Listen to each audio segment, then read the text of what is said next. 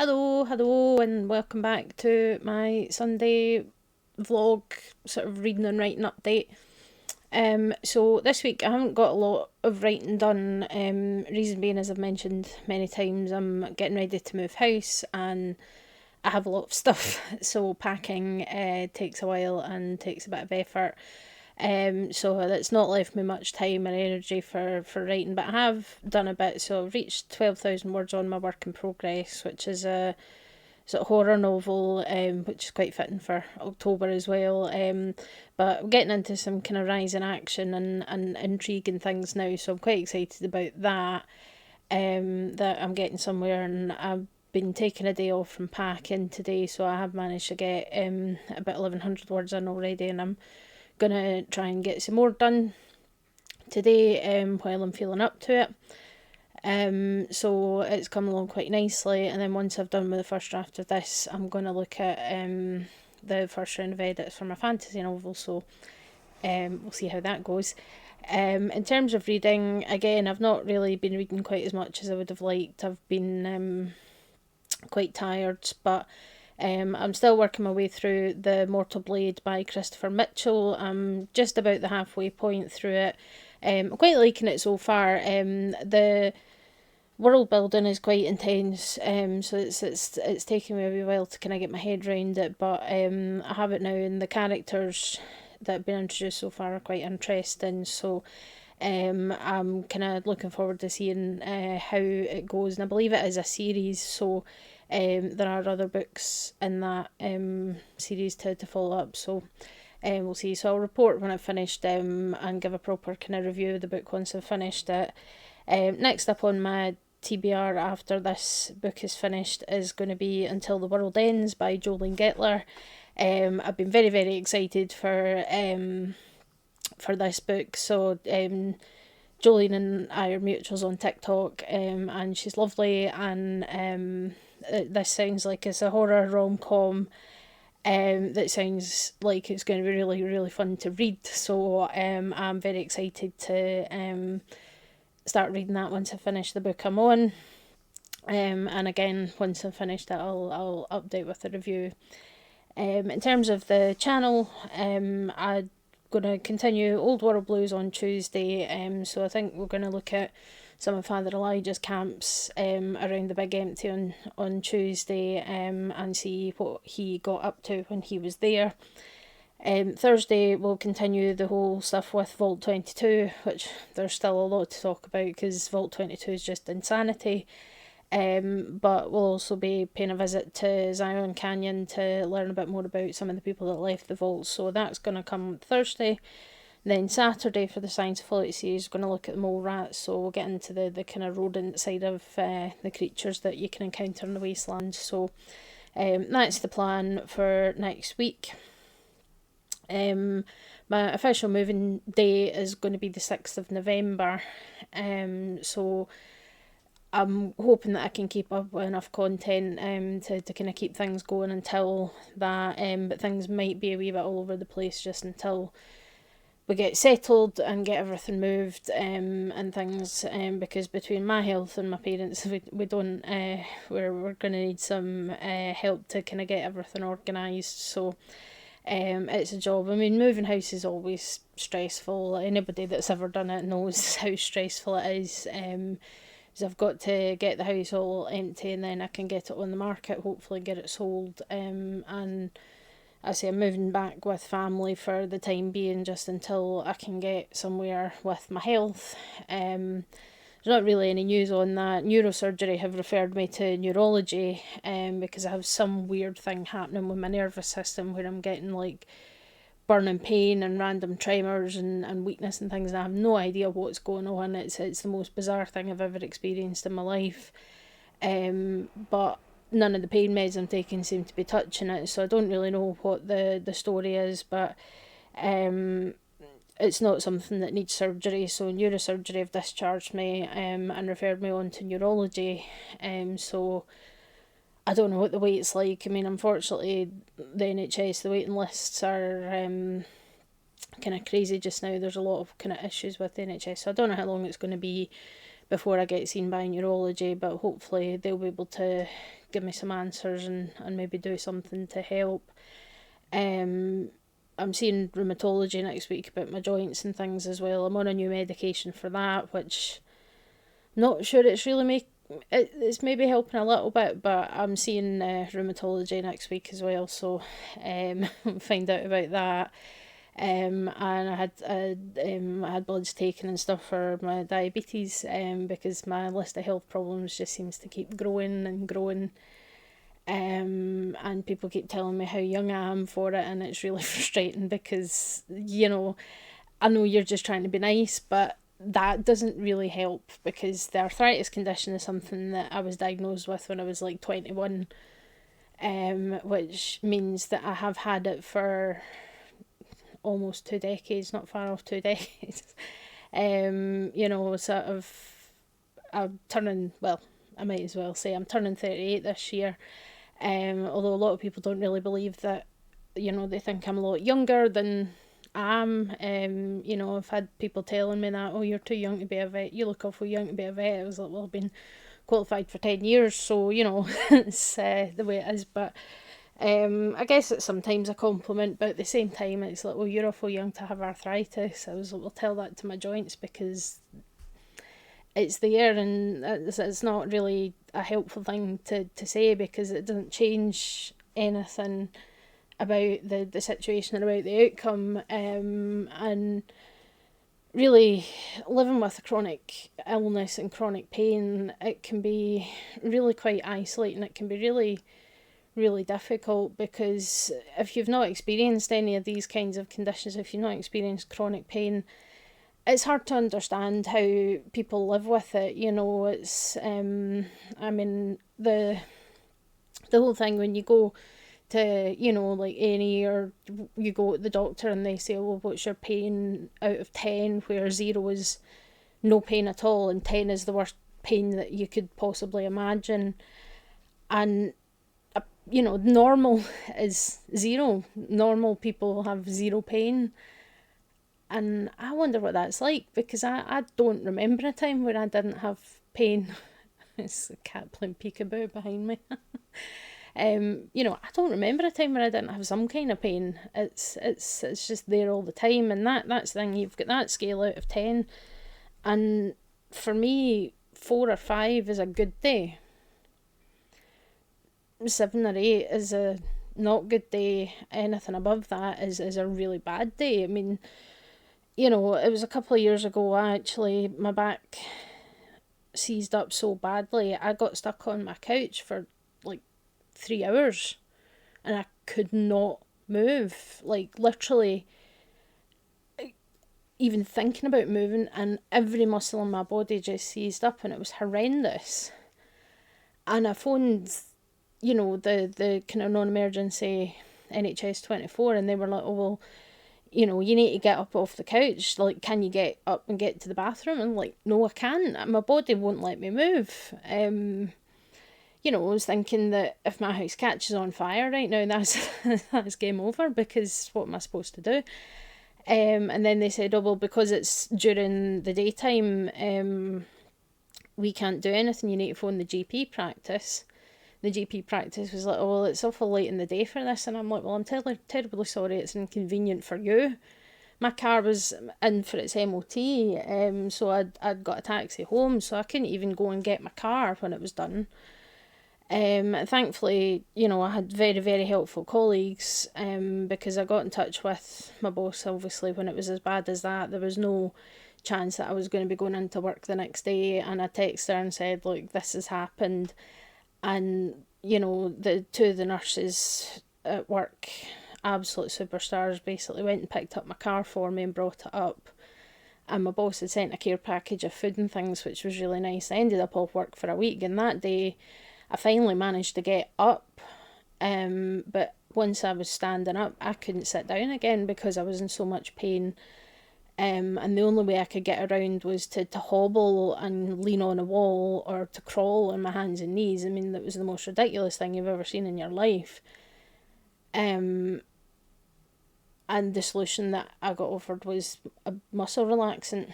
which I then had to get my lovely colleagues to go and pick up for me from the pharmacy as well, because I couldn't leave the house.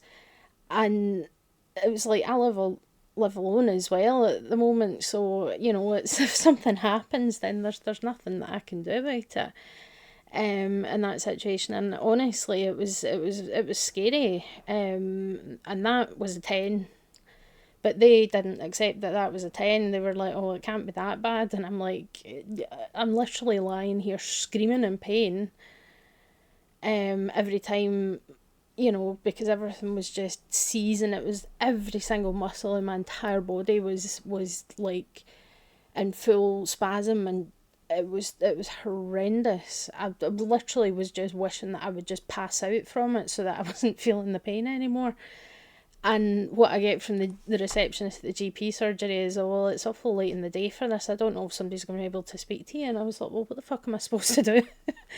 You can't just leave me like this. Somebody has to do something. And, it was...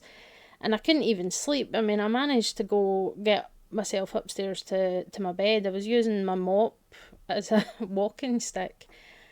And I kind of managed to lie down in one place, but and I had a bottle of water and my phone right next to me within reach, so that I could call for help if I needed it. And I did not sleep a wink, because any time that I started to relax, the pain would just come again.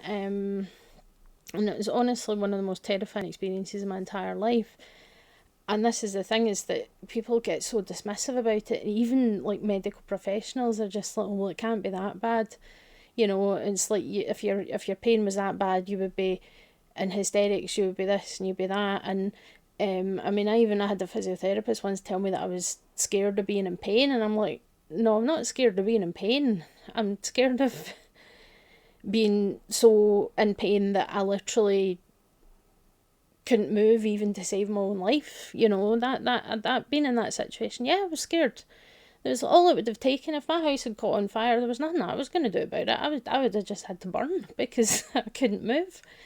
And it's so frustrating, because I have got a very high pain tolerance. I mean, it's something that I have to have, because if I didn't, then I wouldn't be able to ever get anything done at all. And it's just getting so much worse now, and that's the reason that, it's a big part of the reason that my career as a vet is over, and I'm becoming more okay with that. I think, I miss it, and I miss dogs. I miss seeing dogs. Dogs are great. There's a number of clients that were regulars, that I got to know really well, and I miss seeing them, and I miss seeing their animals. And I miss my colleagues, because where I was worked until I stopped working, we had a really good team. And I mean, that week when I was completely and utterly crippled, the two nurses that came, they I couldn't have got through it without them. And I wouldn't have survived the last kind of 7 years of my career without the team that I had there. And I do still kind of grieve for that, because I worked so hard. I mean, becoming a vet, everybody talks about how difficult it is, and things. And I mean, I make jokes about how, real doctors treat more than one species and all the rest of it, but it's a lot to learn, and it's a lot that you're expected to know, and to deal with as well. You're generally speaking, a lot of your patients aren't the most cooperative, so there's a big physical aspect to the job that can be quite challenging, and as well, and the kind of mental side of things. And the mental health is a huge issue in the veterinary industry. It's starting to get more attention now, and people are talking about it not just with relation to veterinary surgeons, but to the support teams as well, the receptionists, the nurses, the techs, and everybody else that works in the industry, because it's such a serious problem. And people will blame, like, clients complaining about money and all the rest of it, but I think there's attitudes within the profession that could change, that would make things better. Because I remember having issues and saying, this is too much in terms of workload, and it's like, oh, well, it could be worse, you could be doing on call as well, and you could, or, I had to do XYZ when I first started, and blah, blah, blah, blah, and it's like, but yeah, just because it could be worse doesn't mean that it can't be better, and managing client expectations, and I say money comes into it a lot, which is understandable, especially in the current kind of economic climate. And I completely understand, because I have gone from a decent salary to relying on disability benefits, my savings, and the amount of money that I'm able to claim, it's just pathetic. And I just, I'm fortunate, and I know I'm in a fortunate position that I have got, I've got the backup of savings from having a good salary for, quite a few years, plus the support of family to kind of help me out with the kind of situation, because I'm not in a situation where I can go and find a job. I don't think I'll go back to being a vet anytime soon, but even any other kind of job I think is just impossible for me at the moment, with the level of fatigue that I have and everything else. So, and I know I'm in a fortunate position, and there's lots of people that don't have that backup system. They don't have family that can help them financially. They don't have any option, and I just don't know how people are expected to live off that amount and actually have everything that they need, even just the basic necessities. It's mad. And I think that's something that a lot of these people making these policies just don't understand, because they've never had to live like that. They've never had to make decisions about whether they can eat or heat their house, or that kind of thing, and going without so that their kids get fed and that kind of thing. It's just, yeah, I'm going on a bit of a tangent here, but it's something that I do feel quite strongly about, and certainly getting people to understand what it's like to live with chronic illnesses, to live with chronic pain, because it's not, the fact that I'm not working, it's, oh yeah, I can just sit and play video games and read and whatever, but it's existing can just be exhausting. And even if you don't have chronic health problems, existence can be exhausting. But being in pain, and I'd say it's like Russian roulette every day when I wake up. I don't know how I'm going to be feeling. I don't know how sore I'm going to be. I don't know if my joints are going to be good or not, or how I'm going to be feeling. And the fatigue can be so debilitating, just not able to think or to move or anything. It's really, it's hard to understand if you've not experienced it, but it is something that could happen to anybody at any time as well. So, having that awareness and understanding, and even just like things like, I'm on quite a lot of medications to try and manage all these health conditions, but they all have side effects, and unfortunately most of them, one of the big side effects is nausea, and potentially vomiting. So that means that I do feel kind of sick a large amount of the time, and I'm on other medication to manage that. So I'm on medication to manage the side effects for medication, just because I've got diabetes as well, so I need to eat regularly, so that I can keep my blood sugar level stable. And that can be really hard to do when you feel like you're going to throw up if you take anything.